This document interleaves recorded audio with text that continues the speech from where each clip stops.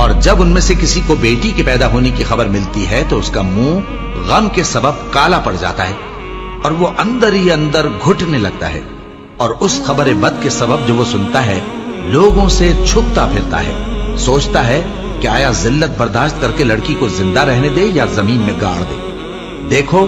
یہ جو تجویز کرتے ہیں بہت بری ہے، اور اسی کی نشانیوں میں سے ہے کہ اس نے تمہارے لیے تمہاری ہی جنس کی عورتیں پیدا کی تاکہ ان کی طرف مائل ہو کر آرام حاصل کرو، اور تم میں محبت اور مہربانی پیدا کر دی۔ جو لوگ غور کرتے ہیں ان کے لیے ان باتوں میں بہت سی نشانیاں ہیں، اور عورتوں کا حق مردوں پر ویسا ہی ہے جیسے دستور کے مطابق مردوں کا حق عورتوں پر ہے،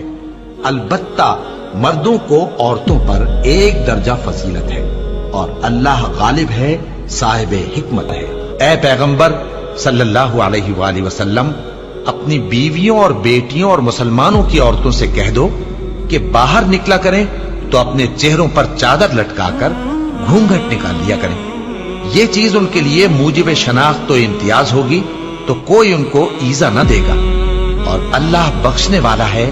مہربان ہے۔ اور کسی مومن مرد اور مومن عورت کو حق نہیں ہے کہ جب اللہ اور اس کا رسول کوئی بات طے کر دیں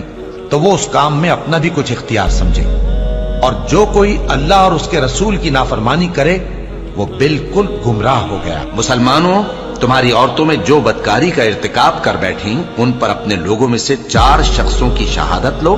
اگر وہ ان کی بدکاری کی گواہی دیں تو ان عورتوں کو گھروں میں بند رکھو یہاں تک کہ موت ان کا کام تمام کر دے، یا اللہ ان کے لیے کوئی اور سبیل پیدا کرے۔ اور جو 2 مرد تم میں سے بدکاری کریں تو ان کو ایذا دو، پھر اگر وہ توبہ کر لیں اور نیکوکار ہو جائیں تو ان کا پیچھا چھوڑ دو،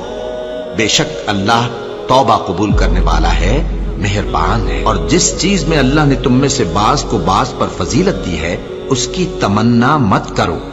مردوں کو ان کاموں کا ثواب ہے جو انہوں نے کیے، اور عورتوں کو ان کاموں کا ثواب ہے جو انہوں نے کیے،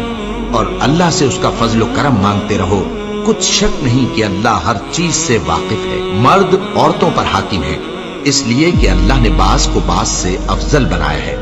اور اس لیے بھی کہ مرد اپنا مال خرچ کرتے ہیں، تو جو نیک بیویاں ہیں وہ فرمانبردار ہوتی ہیں،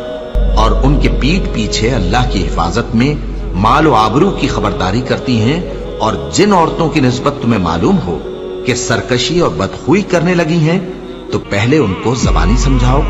اگر نہ سمجھیں تو پھر ان کے ساتھ سونا ترک کر دو، اگر اس پر بھی باز نہ آئیں تو زد و کوب کرو، پھر اگر تمہارا کہنا مان لیں تو پھر ان کو ایذا دینے کا کوئی بہانہ مت ڈھونڈو،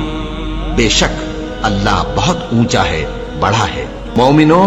تم کو جائز نہیں کہ زبردستی عورتوں کے وارث بن جاؤ، اور دیکھنا اس نیت سے کہ جو کچھ تم نے ان کو دیا ہے اس میں سے کچھ لے لو، انہیں گھروں میں مت روک رکھنا، ہاں اگر وہ کھلے طور پر بدکاری کی مرتکب ہوں تو اور بات ہے، اور ان کے ساتھ اچھی طرح سے رہو سہو، پھر اگر وہ تم کو ناپسند ہوں تو عجب نہیں کہ تم کسی چیز کو ناپسند کرو، اور اللہ اس میں بہت سی بھلائی پیدا کر دے۔ بدکاری کرنے والی عورت اور بدکاری کرنے والا مرد جب ان کی بدکاری ثابت ہو جائے تو دونوں میں سے ہر ایک کو 100 درے مارو، اور اگر تم اللہ اور روز آخر پر ایمان رکھتے ہو تو اللہ کے قانون کو نافذ کرنے میں تمہیں ان پر ہرگز ترس نہ آئے، اور چاہیے کہ ان کی سزا کے وقت مسلمانوں کی ایک جماعت بھی موجود ہو۔ بدکار مرد تو بدکار یا مشرک عورت کے سوا کسی سے نکاح نہیں کرتا، اور بدکار عورت کو بھی بدکار یا مشرک مرد کے سوا اور کوئی نکاح میں نہیں لاتا، اور یہ یعنی بدکار عورت سے نکاح کرنا مومنوں پر حرام ہے۔ اور جو لوگ پرہیزگار عورتوں کو بدکاری کا عیب لگائیں اور اس پر 4 گواہ نہ لائیں تو ان کو 80 درے مارو، اور کبھی ان کی شہادت قبول نہ کرو، اور یہی بد کردار ہے۔ ہاں جو اس کے بعد توبہ کر لیں اور اپنی حالت سنوار لیں تو اللہ بھی بخشنے والا ہے، مہربان ہے۔